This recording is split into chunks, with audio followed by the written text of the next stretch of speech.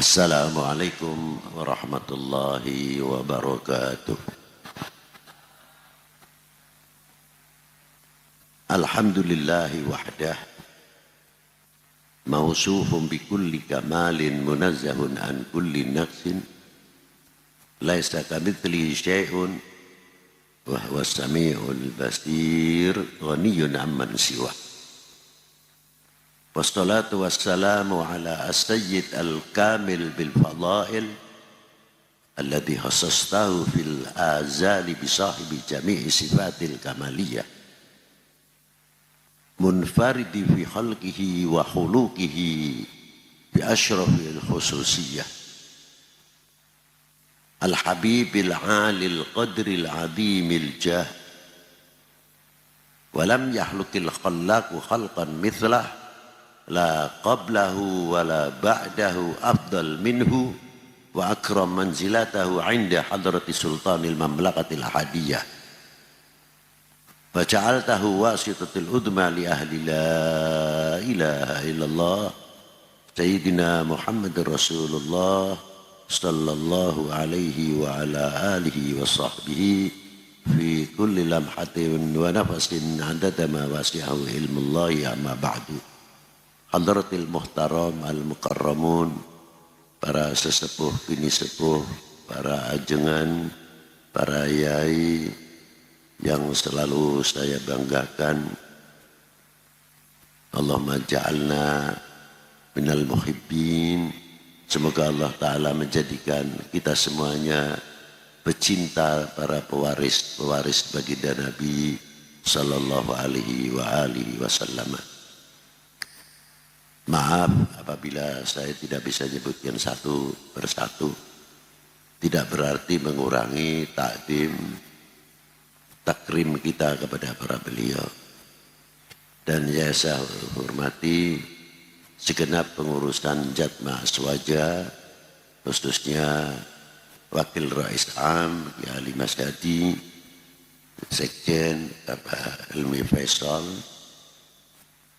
dan seluruh jajaran pengurus besar Jatma Aswaja. Dan yang saya hormati PW yang baru, pengurus yang baru Provinsi Banten berserta anggotanya, pengurusnya yang saya banggakan. Dan yang saya hormati bapak-bapak dari Forkominda, Bapak Bupati atau yang mewakili, Bapak Polres, Bapak Dandim mungkin yang mewakili, Bapak-bapak dari instansi pemerintahan, sipil, TNI, Polri yang selalu kita banggakan, Bapak Kepala Desa atau Kepala Kelurahan seperangkatnya, RT, RW, panitia penyelenggara dalam rangka pelantikan PW Jatma Aswaja Provinsi Banten. Hadirin wal hadirat rahimakumullah. Saya itu secara pribadi ada pelantikan Jatma Thariqah Ahli Sunnah wal Jamaah di Banten. Kalau untuk secara pribadi saya tidak heran. Loh kenapa Bipod heran? Bagaimana tidak? Apabila kita mau melihat perjalanan tariqah yang sudah dibawa Maulana Syarif Hidayatullah, beliau dulu di Banten yang wafat atau meninggal pada tahun 1568, diteruskan oleh beberapa santrinya, termasuk perkembangan tarekat Syatoriyah yang dikembangkan oleh Syekh Abdul Rauf Singkil. Murid beliau termasuk Syekh Burhanuddin Ulaan dan Sayyidi Syekh Muhyiddin Pamijahan. Perkembangan tarekat dilanjutkan oleh Sayyidi Syekh Maulana Hasanuddin yang beliau wafat insya Allah tidak jauh tahunnya dengan wafatnya ayahnya, terpaut 2 tahun. Sehingga diteruskan oleh putranya 10 tahun terpaut wafatnya beliau Sayyidi Syekh Muhammad Yusuf di Pekalongan. Jadi perkembangan tarekat apa yang ada di Banten ini tidak mengherankan karena sudah ada cikal bakalnya. Di kapungkurna tepertos aya. Arisim abdi mah barudak ayeuna. Jadi lamun ngomongkeun tarekat terlambat seleres nama sebab tos aya nu mayunan. Punten bahasa Inggris sekedap.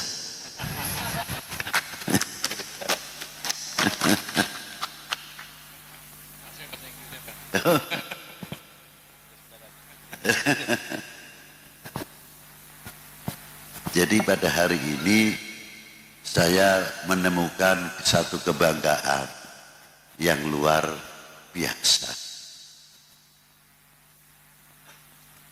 Apakah tarekah itu penting? Sangat. Saya mengambil intital. Saya terangkan dulu, ada yang salah paham, biarina saja. Saya mengambil hikmahnya orang wudu, bukan arkanil wudu atau surutil wudu. Jadi kalau kita berbicara sesuatu itu, umpamanya kita mengumpamakan yang enteng saja, tidak usah terlalu muluk-muluk. Sudah tahu kalau ini jeruk, ya sudah kita makan rasanya kalau tidak asam manis. Tapi saya tidak berbicara itu, manfaatnya jeruk, kandungan vitamin C-nya sangat penting. Lah, yang kita bicarakan vitaminnya untuk kesehatan kita bersama. Nah, kita ini setiap wudu berapa kali? Ada 5 kali sesuai sholatnya. Kalau tidak, ada yang mudawamatul wudu, walaupun sudah mudawamatul wudu, tetap wudu lagi untuk mengejar syukrul wudu. Lain daripada itu, selain wudu, ada cuci muka. Mandi pun ada 2, mandi biasa dan mandi yang wajib yang disebut mandi besar. Itu jelas, ada alatnya. Semua ada alatnya. Ya air. Kalau tidak tayamum. Apa kandungan tayamum? Kok tidak ada air? Kita tayamum, gantinya air adalah debu. Ternyata kandungan debu mempunyai kandungan penizilin murni 100%. Di antaranya yang mughaladah, diantem dibersihkan oleh kimia sehebat apapun, baksil atau virus yang ada di dalam mughaladah tidak bisa. Terkecuali dengan debu itu tadi. Hikmah. Kembali kepada wudu. Sejauh mana kita berwudu? Muka kita dicuci berapa kali? Kalau 3 kali 3 kali kali 5 berarti 15. Kalau 15 kali 30 1 bulan berarti 450 kali setiap bulan kita membasuh muka. Mestinya harus bersih beneran. Ya, tanpa sabun itu. Wah, istimewa itu. Apalagi ada doanya, Allahumma bayyid wujuhana. Wah, doanya istimewa. Itu diantaranya. Nah, bagian-bagian yang kena air wudhu, mata, mulut. Terus kedua tangan, telinga, ubun-ubun, kaki. Saya ambil hikmahnya lah. Jadi kalau kita berbicara tarekat nanti dulu. Ini kita ambil wudhunya saja dulu. Berapa kali kita mencuci muka? Menambah tawadhu, menambah rendah dirinya, menambah malunya kepada Allah Ta'ala atau tidak? Atau semakin aing, abdi, atau semakin merunduk? Ya mohon. Eta diantawisna.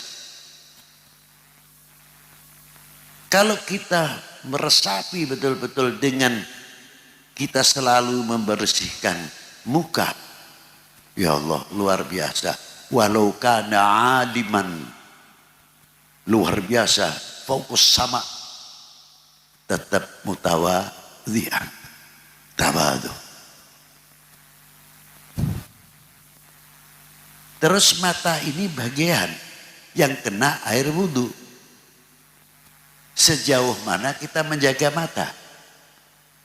Apakah mata ini untuk melihat, membuka aibnya orang atau tidak? Apakah mata ini senang kalau melihat aibnya orang atau tidak? Ini mata. Sepele kelihatannya. Ada lagi yang melihat, nah kebetulan, kebenaran ia makan modal. Aib dijual untuk modal. Inilah. Ini semuanya. Kembali, mata ini punya filter atau tidak? Mulut berapa kali kena air wudhu? Uang saja dihitung. Rugi berapa, keuntungan berapa. Nanti akan beli lagi berapa, pasarannya bagaimana. Mal. Tapi anehnya saya tidak pernah kalkulator menghitung perkataan kita yang manfaat dan yang tidak manfaat. Jadi berarti kalah dengan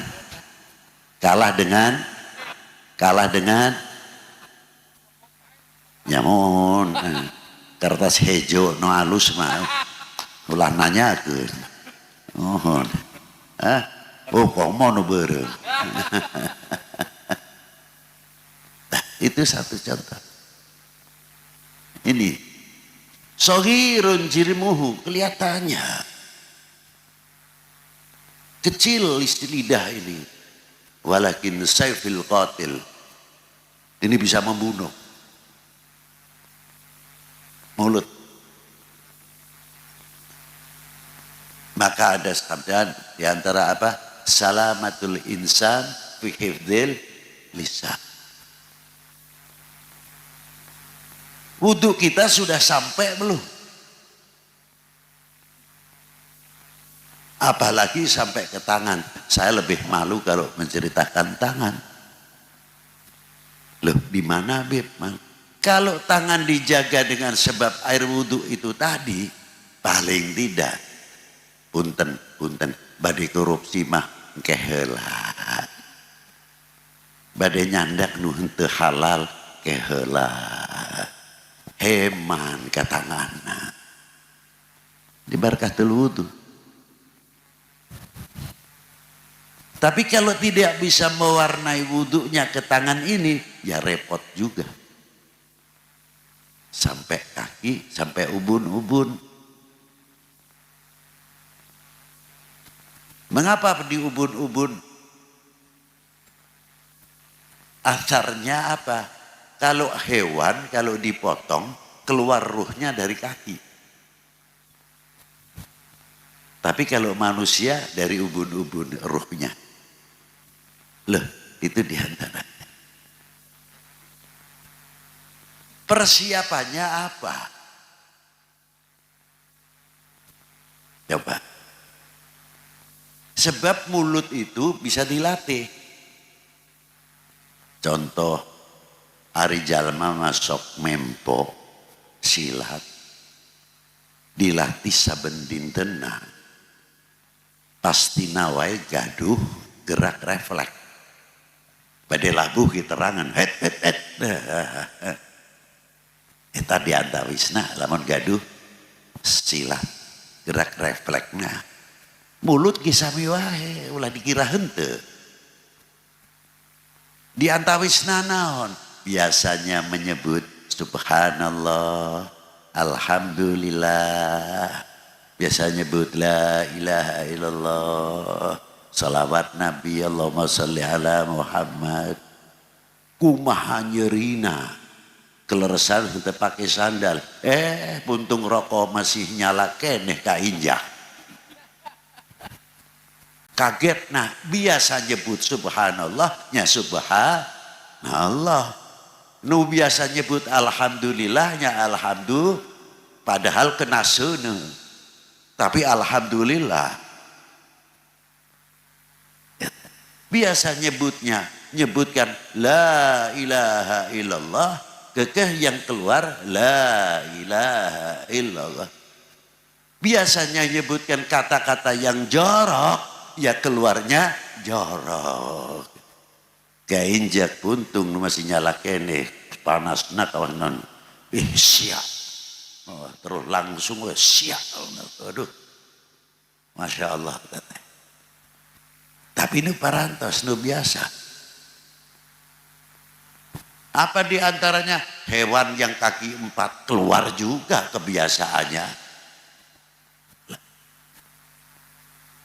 Kalau kita dalam sekaratul maut, belum ada yang menandingi sakitnya sekaratul maut. Kalau ini yang keluar tidak pas, ini apa jadinya? Torekoh berperan di sini. Bagaimana menyelamatkan umat supaya lisannya, telinganya, mulutnya, lampah lakunya, kakinya, tangannya dimasukkan min ahli la ilaha illallah. Jadi yang dimasukkan ke la ilaha illallah lain bungkul mulutnya saja. Sehingga matanya, telinganya, tangannya, kakinya, lain sebagainya dan jasadnya fi hisni la ilaha illallah. Qala al-Imam Ali Ridho dari abahnya Imam Musal Kadhim, dari abahnya Imam Ja'far Shadiq. Imam Ja'far Shadiq adalah nenek moyang wali 9 dan para habaib. Ibunya Imam Ja'far Shadiq adalah Sayyidah Farwah bintil Qasim bin Muhammad bin Abi Bakrin Siddiq. Jadi semua wali 9 tidak terlepas dzurriyyah Sayyidina Ali, dzurriyyah Sayyidina Abu Bakrin Siddiq, dzurriyyah Nabi, dzurriyyah Sayyidah Fatimah Zahra. Luar biasa. Nih. Imam Ja'far Shadiq dari Sayyidina Imam Muhammadil Baqir. Muhammadil Baqir dari Ali Zainal Abidin. Al-Imam Ali Zainal Abidin dari Sayyidina Husain. Sayyidina Husain dari Sayyidina Ali. Sayyidina Ali dari Sayyidina Rasul. Sayyidina Rasul dari siapa? Rabbul Izzah Jalla wa'ala. Qal kalimatu la ilaha illallah hisni. Faman dakhala hisni. Faman dakhala hisni amina min azabi. Kalimah la ilaha illallah gedung pangayomku. Barang siapa yang mengucapkan la ilaha illallah, masuklah orang itu dalam bentengku. Barang siapa masuk dalam bentengku, aman dari siksaku. Nah, kita masukkan ke hisni la ilaha illallah bukan lisanan faqat, qalbiyan wa ainan wa udunain. Wa udunain, semua anggota badan kita zahiran wa batinan masuk ke hisni la ilaha illallah sayyidina Muhammad Rasulullah sallallahu alaihi wasallam. Kalau sudah lebih jauh mengenal kalimah la ilaha illallah, akan lebih jauh wawasan dan pandangannya. Apa di antaranya? Siapakah yang menciptakan alam semesta ini? La ilaha il. Siapakah yang menumbuhkan semua pohon-pohonan dan sebagainya? La ilaha illallah. Allah Ta'ala menciptakan suku bangsa. Su'uban wal gobail lita'arafu. Sejauh mana kita saling mengenal? Oh, itu Belanda. Oh, itu Cina. Oh, itu Rusia. Itu Eropa dan lain sebagainya. Kita tidak hanya mengenal kebangsaan atau warna kulit, tapi kelebihan masing-masing yang diberi oleh Allah Subhanahu wa taala kepada suku bangsa itu untuk saling menghargai, saling mengenal, bukan untuk saling menjatuhkan. Bukan untuk saling membanting. Apa yang ada di dalam bangsa-bangsa itu diberi kelebihan dalam segi ekonomi, dalam segi pertanian, dalam segi teknologi dan lain sebagainya, dalam ilmu medis dan sebagainya. Kita barter, mengambil. Itu maksudnya su'uban wal gobail lita'arafu. Dibekali, didasari oleh apa? Inna akramakum indallahi atqakum. Siapa yang berani mengaku ana atqa? Itu khobar minallah, khobar yang pasti. Tapi siapa yang berani? Inna akramakum indallahi atqakum. Saya. Siapa yang berani? Tidak ada. Tapi sepakat, tidak bisa dipungkiri. Siapalah yang paling atqa wal akram? Sayyidina Maulana Muhammadin sallallahu alaihi wasallam. Inna akramakum indallahi atqakum wa huwa Sayyidina Muhammad sallallahu alaihi wasallam atqa wa akram. Kalau ingin atqa wa akram, fattabi'u, ikutilah jejak baginda Nabi sallallahu alaihi wasallam. Untuk bekal apa? Lita'arafu. Baru kita buka mata. Nah, ini yang luar negeri. Diberi amanat oleh Allah Subhanahu wa taala berupa tanah airnya masing-masing. Nah, sekarang kita Indonesia. Apakah tanah air Indonesia bukan bagian dari amanat Allah Ta'ala yang diberikan bangsa Indonesia? Sejauh mana kita menjaga amanat dari Allah Subhanahu wa taala? Apakah kita mau membiarkan biar Indonesia pecah belah? Inilah yang paling bahaya. Terima kasih tidak, malah bikin supaya benturan yang dinantikan cuma satu, bagaimana Indonesia bisa dibagi berapa? Relakah bangsamu terpecah belah? Jawab yang tegas. Harusnya kita mempunyai sikap. Kalau ini sudah mempunyai filter, mulut punya filter, mata punya filter, tidak mudah digoyahkan. Ini pengadu domba nih, telinganya ada berita begitu nih. Oh, mata ini begini. Oh, ini pasti untuk benturkan, saling membenturkan sesama kita. Kapan maju kalau itu terus menerus begitu? Bangsa lain sudah pertaniannya hebat, ekonominya hebat, rupiahnya kalah dengan dolar dan lain sebagainya. Sampai kapan? Jawab. Jangan terlena bobok oleh begitu dan begitu terus. Kita harus maju ekonominya, kita harus maju pertaniannya, maju pendidikannya. Semuanya adalah untuk ketahanan nasional. Jangan dikira tidak. Yang namanya pertahanan nasional bukan TNI Polri saja.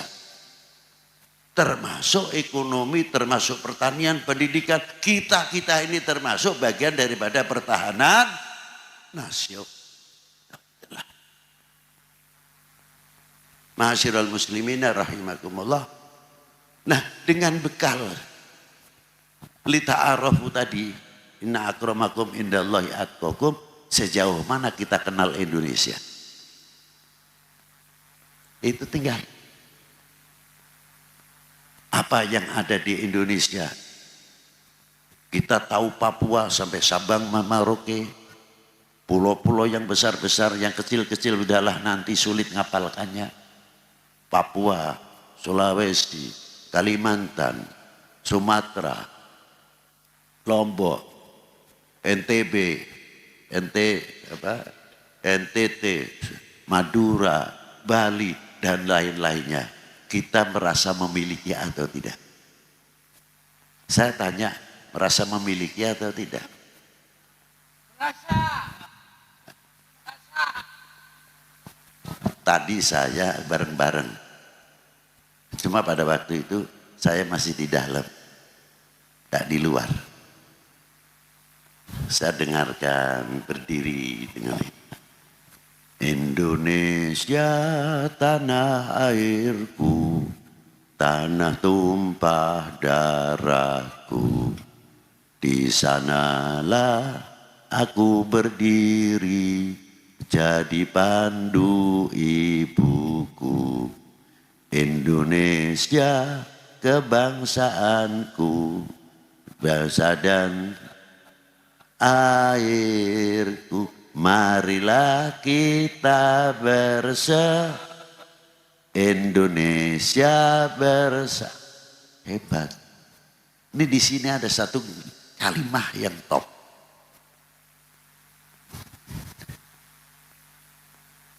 Kalau orang dinikahkan, orang nikah loh ini.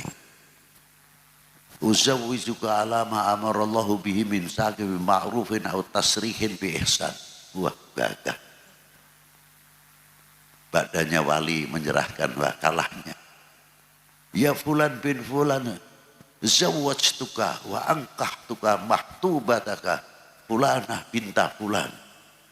Al-adin li waliyuha fit tazwijiha minka bimahri kada halan. Jawabnya gagah. Qabil tu bukan qabilna. Jawabnya apa? Qabil tu. Sadaya nih nggak rasakan lu parantos mah. Qabil tu. Nah, di lagu kebangsaan ada perbandingan. Ada dua huruf K sama U. Ini saya ambil contoh yang ringan. Kalimah gobil itu jangan memikirkan diranjang saja. Nyapunten masih anom. Tapi ekornya yang saya penting. Nafkah hariannya apa? Ekonomi kita harusnya bagaimana? Dan kalau apabila dikasih keturunan yang bagaimana, dan bagaimana cara mendidiknya supaya menjadi anak-anak yang tidak memalukan kedua orang tuanya, yang tidak memalukan guru-gurunya. Itu paling tidak.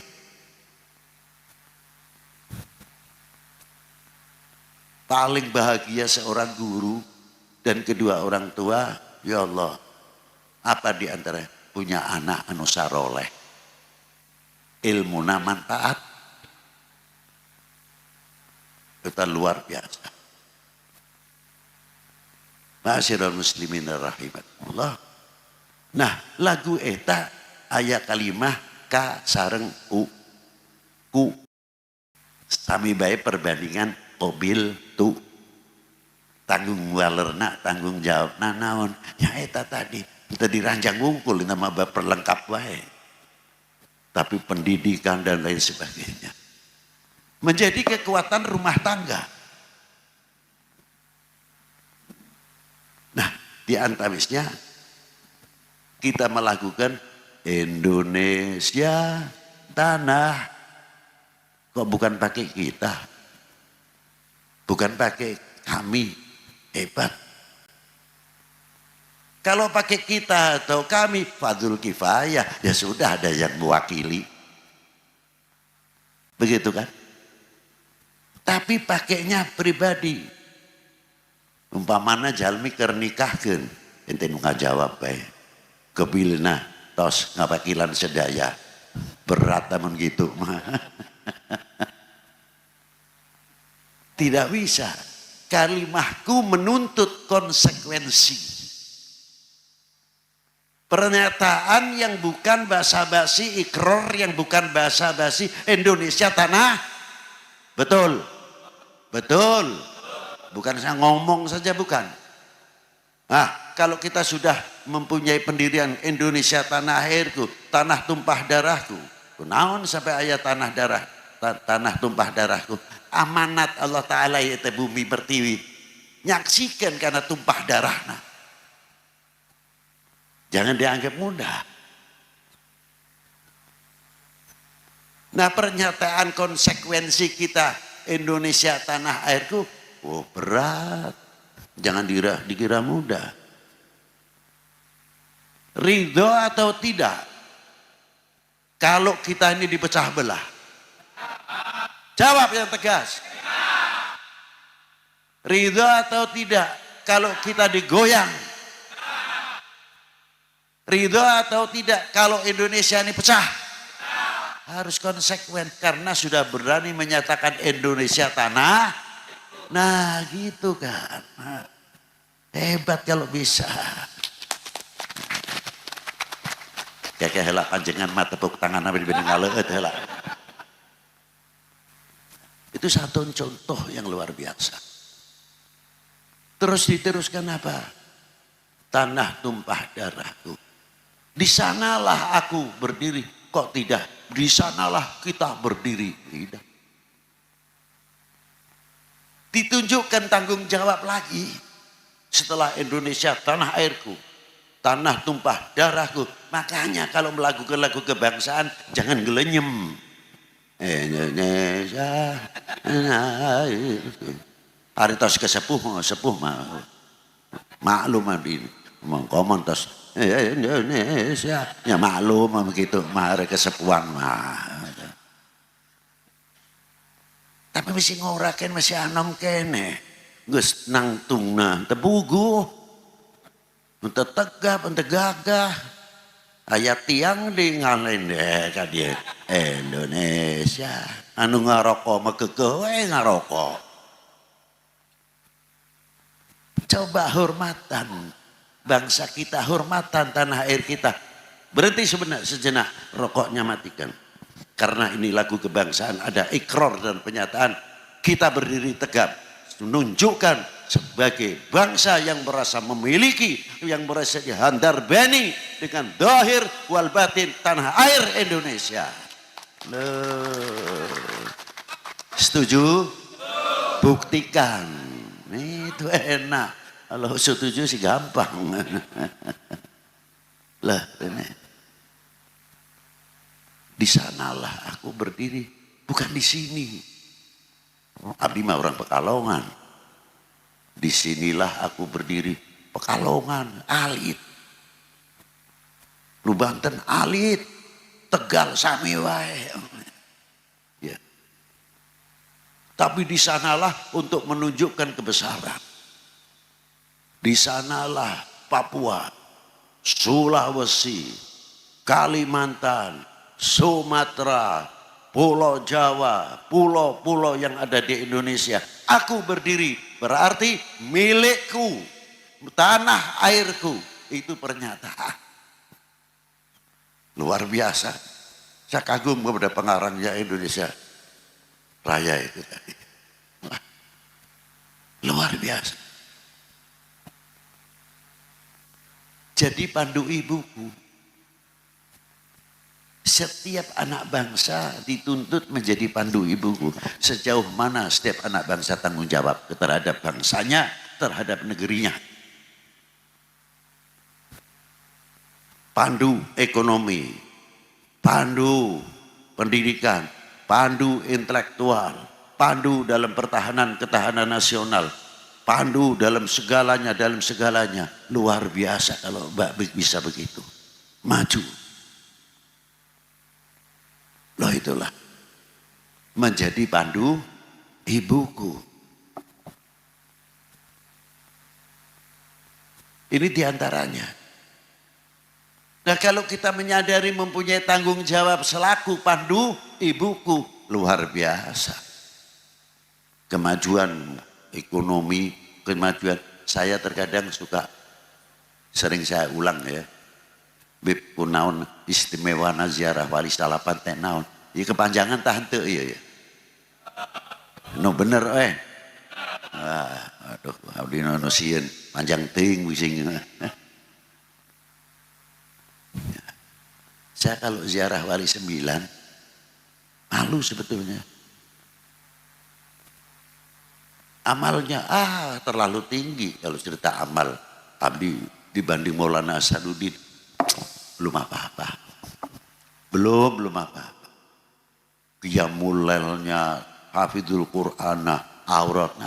Udah. Belum apa-apa. Loh, malunya di mana, Bib?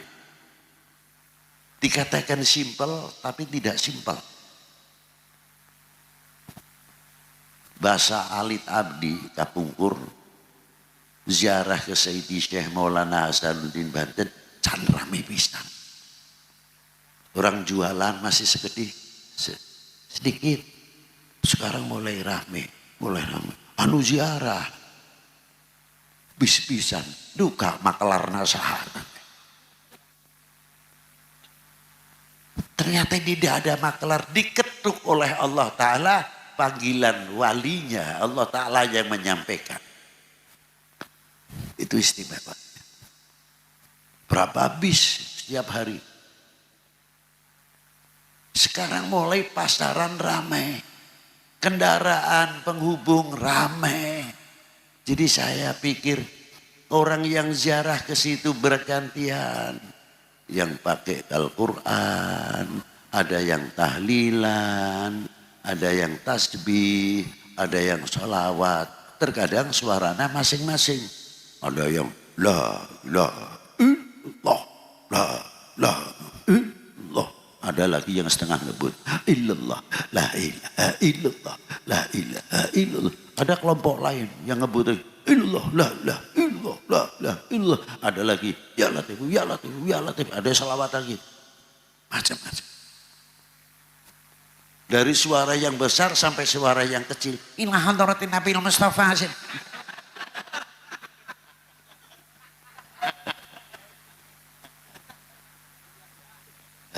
Macam-macam ada. Al-Fatihah.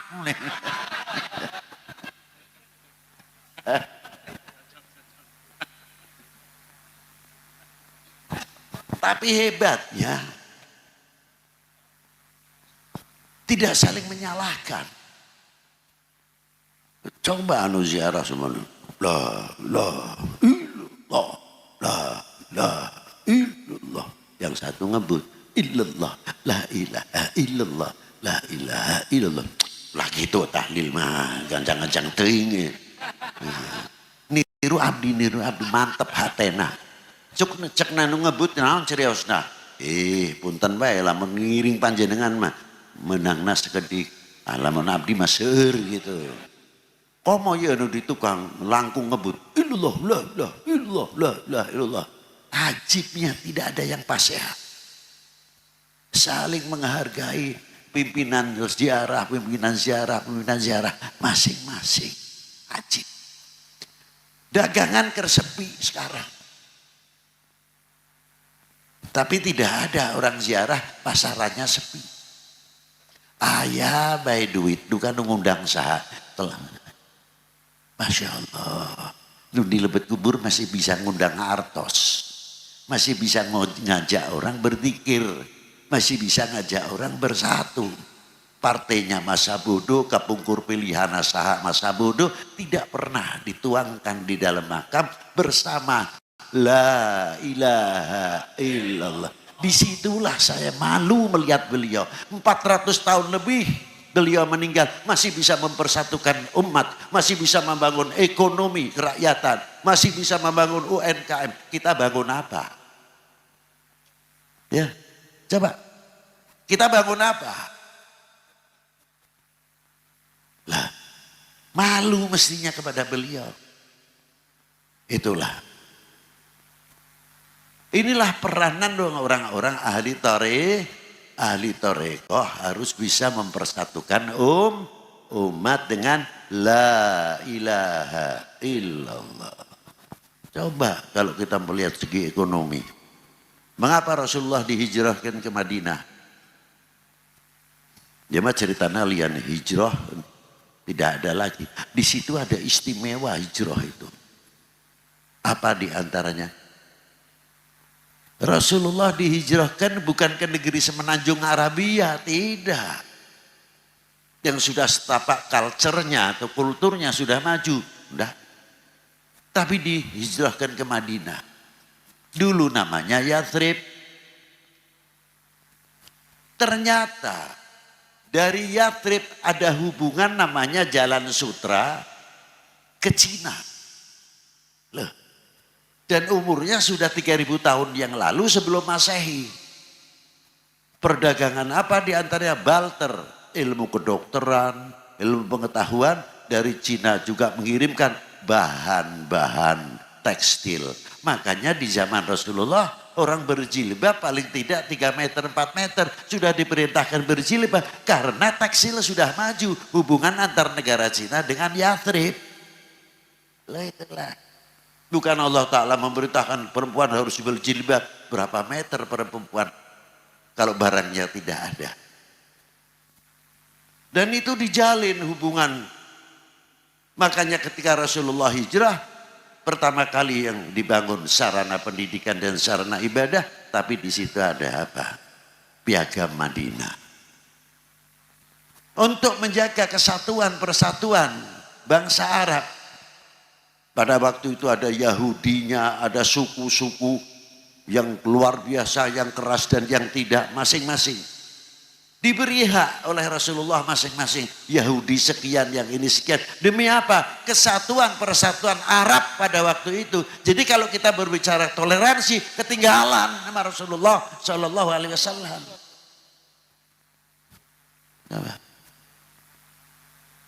Diteruskan oleh Maulana Syarif Hidayatullah.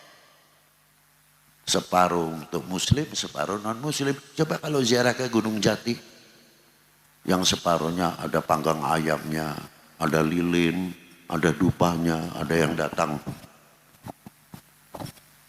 Ada yang datang lagi langsung begini. Masih yang kita muslim. Kok bisa mempersatukan bangsa Maulana Syarif Hidayatullah? Hebat. Jadi kita tidak usah meniru yang jauh-jauh. Cukup meniru Maulana Syarif Hidayatullah, tidak usah jauh-jauh, itulah. Maka hebatnya juga dibangun tidak lepas para beliau itu mencontoh eyangnya ialah baginda Nabi sallallahu alaihi wa alihi wasallam.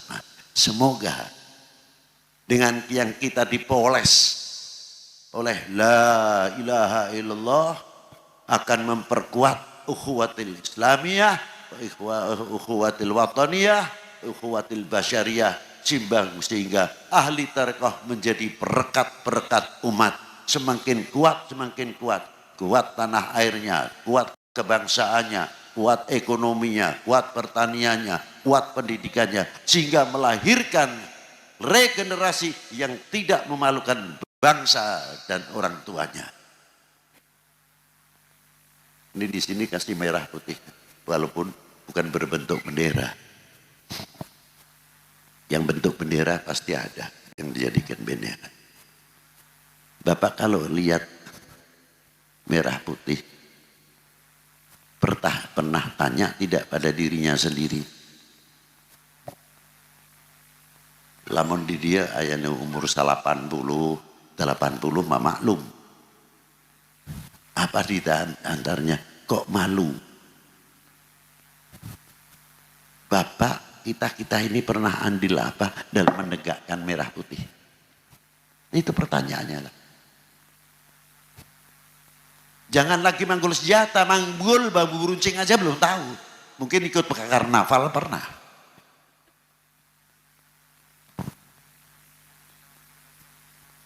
Pernah andil apa coba? Bagaimana Maulana Hasanuddin, Maulana Syarifiyatullah bertempur melawan Portugis, diteruskan oleh tokoh-tokoh yang lain, Maulana Sultan Agung.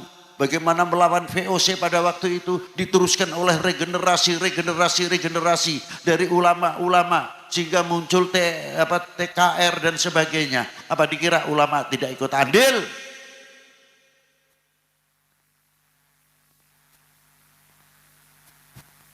Berkibar kembali.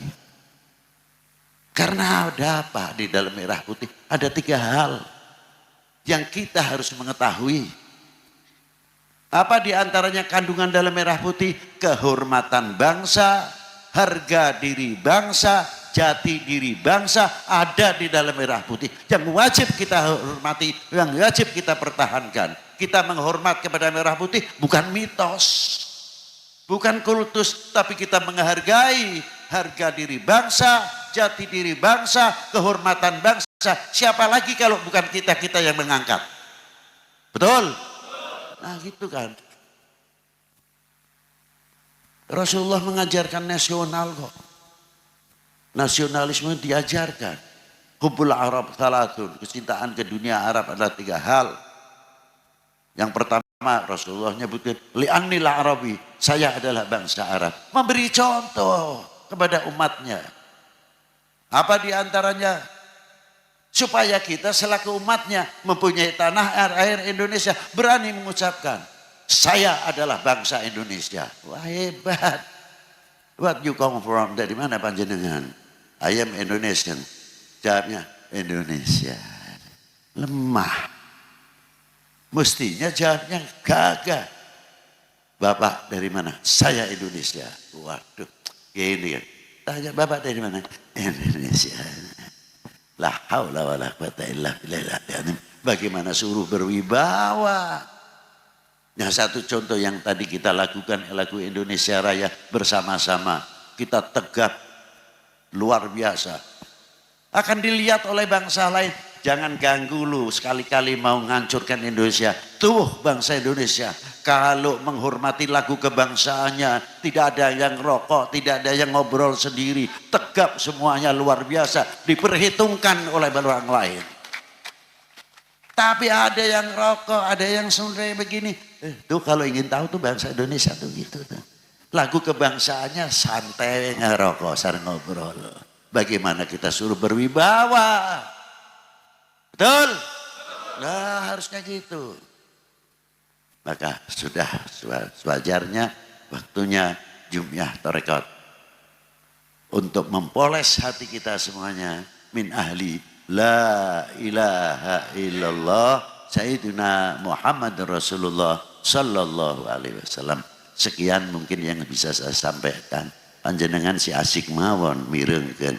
Abdi nu konyol. Maka terakhir saya ucapkan selamat yang pertama untuk PW yang baru dilantik dan semoga bisa berkembang di cabang-cabang dan itu satu amanat yang luar biasa untuk panjenengan dalam menjaga min ahli la ilaha illallah Sayyidina Muhammad Rasulullah sallallahu alaihi wasallam. Dan saya kukuhkan.